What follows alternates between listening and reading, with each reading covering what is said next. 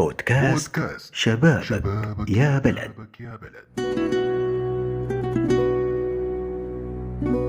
نحن الشباب الليلة جينا نمسح الدمعة الحزينة، نبني أرضك يا وطن بسواعدنا المتينة، نرجع السودان وعزه نخط في أيد أمينة.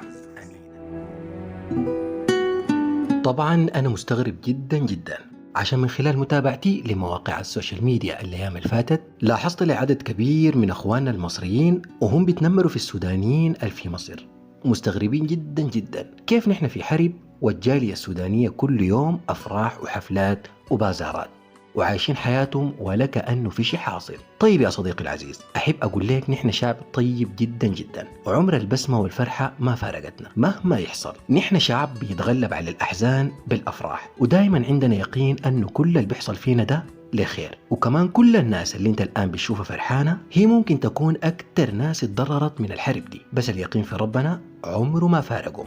عارف يا صديقي العزيز، نحن لما واحد فينا يفقد شيء أول حاجة بيقول شنو؟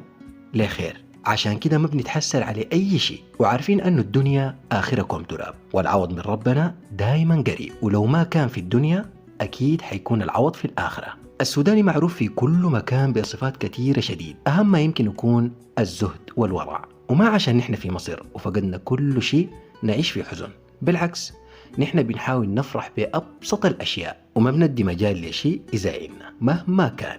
الناس اللي انتوا الآن شايفينهم فرحانين ديل فقدوا بيوت، فقدوا أهل، فقدوا وطن بحاله، ومع ذلك فرحانين ما عشان الموضوع ما مهم بالنسبة لهم، عشان واثقين أنه ربنا ما هيضيع لهم حق. بالله عليك، ده شعب ينهان أو ينزل له؟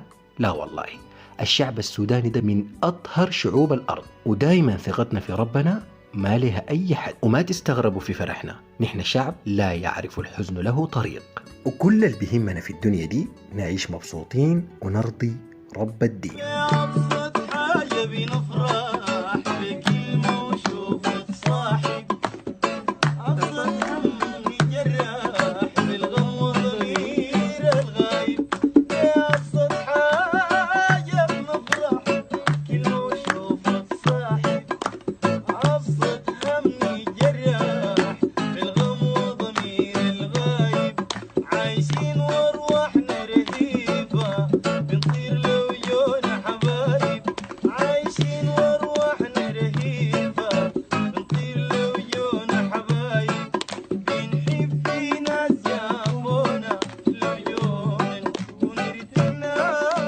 وفي ختام كلامي سلامي وحبي واحترامي يا من بكم تزدان أيامي، وصوتي خارج مني صداه واقع فيكم، وإن زاد صدى صوتي يزيد فقط بأيديكم.